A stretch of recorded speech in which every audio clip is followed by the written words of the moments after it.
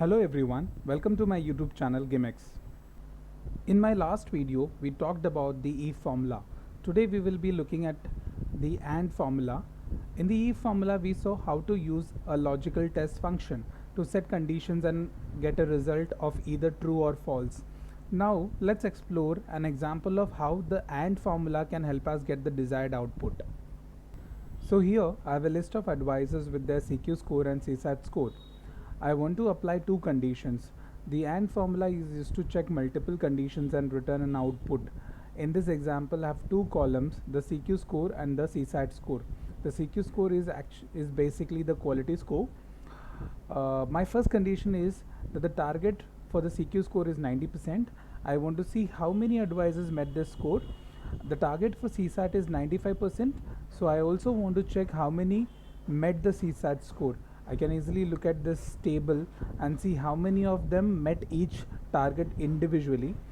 But if I want to see how many advisors met both CSAT and CQ score combined, it will be a little difficult. So what I'm trying to do is I'm going to apply AND formula here. The formula is equal to AND, AND, AND, bracket open, and then C6 is greater than or equal to, it is greater than or equal to equal to 90 comma, and the second condition, which is D6 is greater than or equal to 95, which is the CSAT target, and bracket close, enter.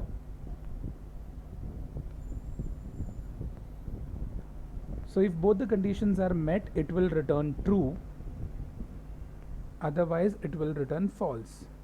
In fact, if any one condition is also met, it will still return false because we want both the conditions to be satisfied. So if I copy paste the formula, you will be able to see that two advisors met both the conditions, and hence against their name you will be able to see true. Rest for everybody you will be able to see false. So we can conclude that if there are multiple conditions to be checked and satisfied, we need to use AND formula.